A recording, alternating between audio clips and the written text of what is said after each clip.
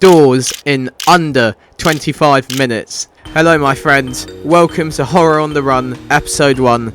Doors in under 25 minutes, let's get going with it. Doors 1 to 49 were pretty easy, if I'm not gonna lie. There's less entities, there's less dupe, and I guess there's less locked rooms as well. So a lot of the run in that period was just this.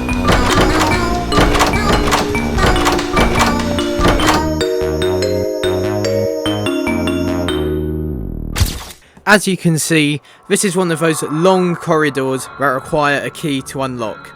There's so many rooms in this room that it'd just be wasteful to go and look in each and every drawer to find the key. Have you ever heard this sound effect? That, my friends, is guiding light telling you where an item is. In this case, it's going to be the key. So instead of searching every drawer, wasting loads of time, you just go to next to each drawer, see if you can hear the sound, and if you do, you get the key like this.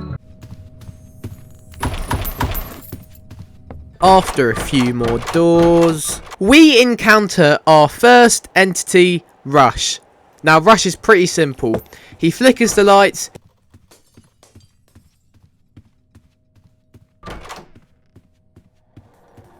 You get in a locker, he comes out, he rushes through, and you get out. Pretty simple, but later on, he becomes a much bigger problem, trust me.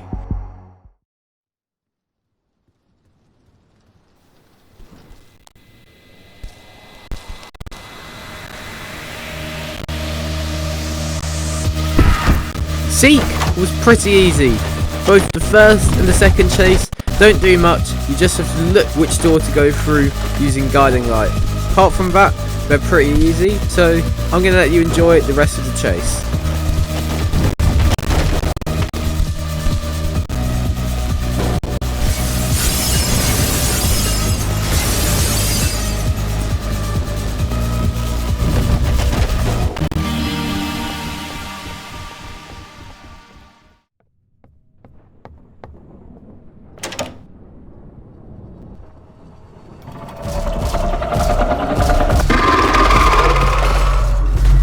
Figure at door 50 is probably the biggest time waster of the entire run.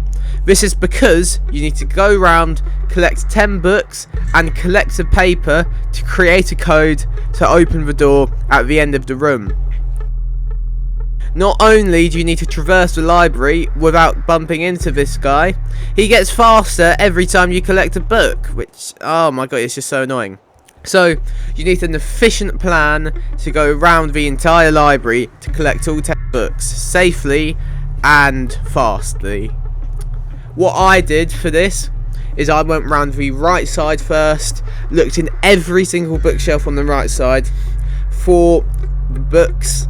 Then I went round to the left side where the paper with the code on it is located. I collected the paper. I looked around the left side for all of the books. Then I went upstairs to look round for all of the books. And then, guess where the door is? It's upstairs. So what I could do from there is easily solve the code and then get out of there. A few things which would actually make this easier are guiding light shines a noise when you're near a book and sort of lights the book up, so that does make it a little bit easier. And not needing to find all the books for the code and being able to guess the last digit, which is what I did.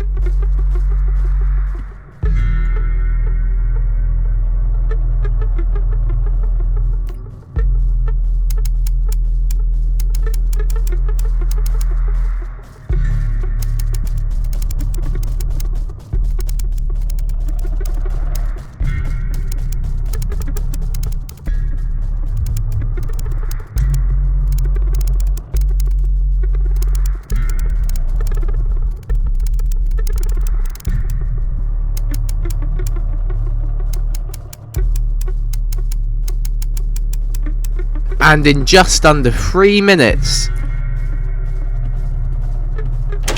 figure is completed.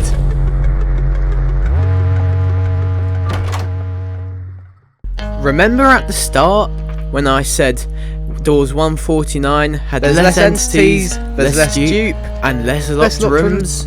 Well, my friends, after door 50, there's more locked rooms, there's more entities, and there is more dupe. Not to mention another seek chase. So, game gets a lot harder, putting my speedrun in jeopardy.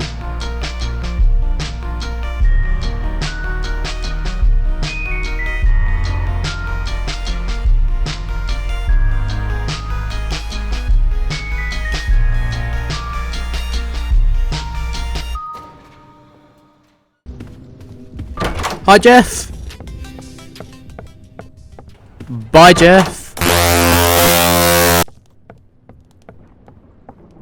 The first new entity we see after door 50 is going to be Halt.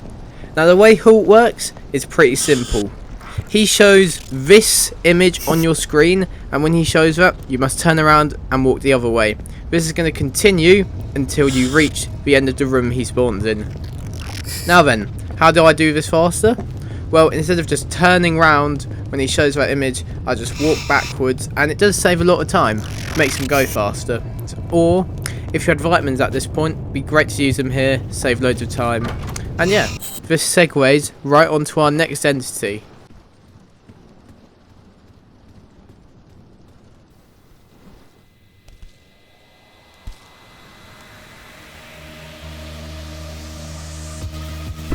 Now, Seek Chase number 2, like Seek Chase number 1, not too hard. However, it is harder in the sense you need to look more and react faster.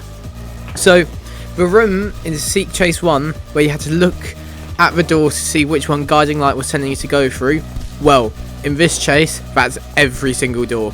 So you need quick reaction time to make sure you can go through the correct door. Apart from that, it's pretty easy, just like the first one. So just be vigilant, make sure you've got some vitamins if you're a bit unsure, and you should crush this one. Now, at this point, I was like 15 minutes into the run. I was pretty confident with myself. I thought we might break sub 20 with this. However, I did not realise the entity that we would have next could ruin the entire run.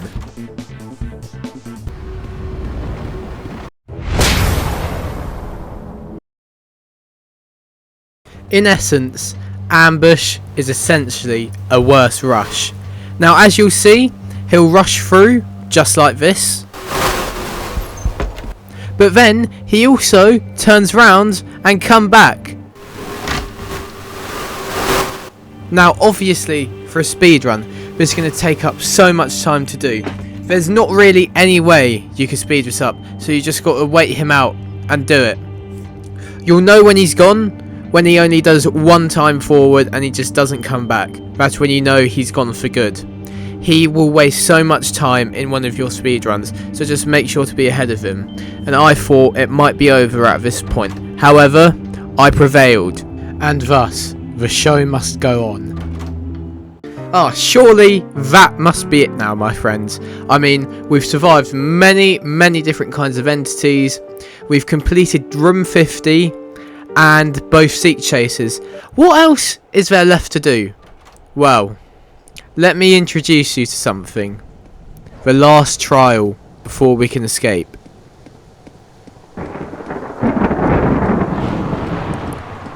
The greenhouse.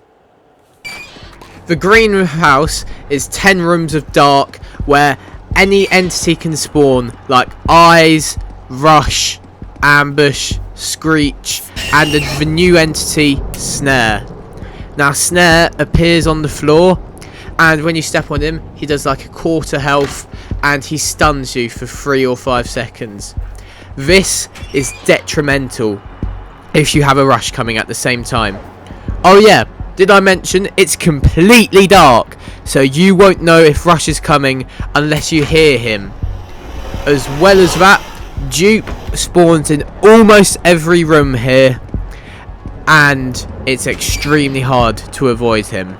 In the greenhouse, rush normally spawns 3 to 4 times.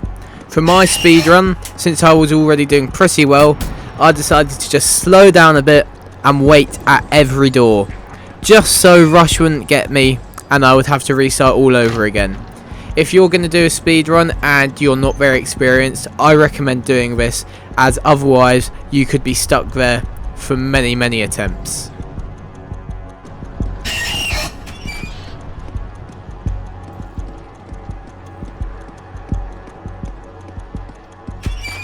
Door 100. We have finally reached it. My strategy here is just to go slow and steady to avoid no mistakes. I used the lockpicks I found to unlock the electrical room to hide in there, and then I just collect the fuses with as much time as I need.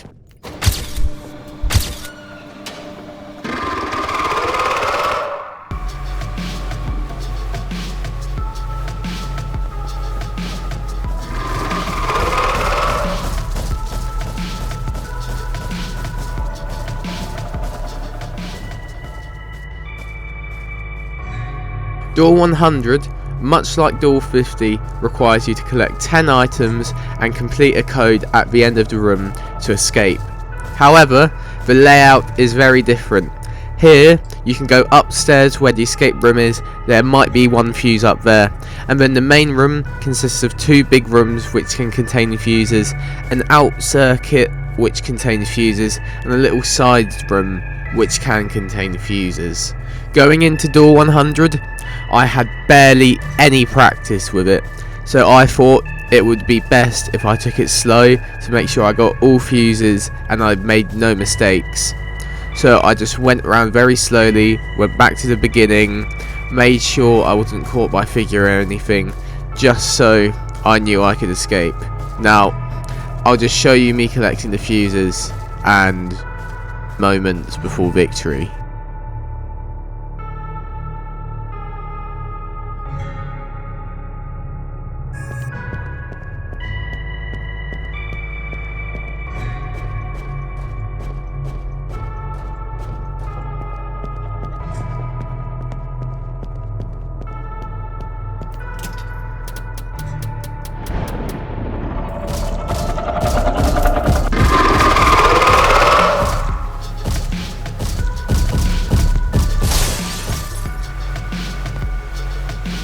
Door 100's puzzle requires you to flick a switch for a number each time it shows that number as the light on or the light off. This is done 3 times before you can escape, and the last number on the 3rd one is hidden, so you have to guess which one it is. Overall, this puzzle is not too difficult, so all I can say is be fast and good luck.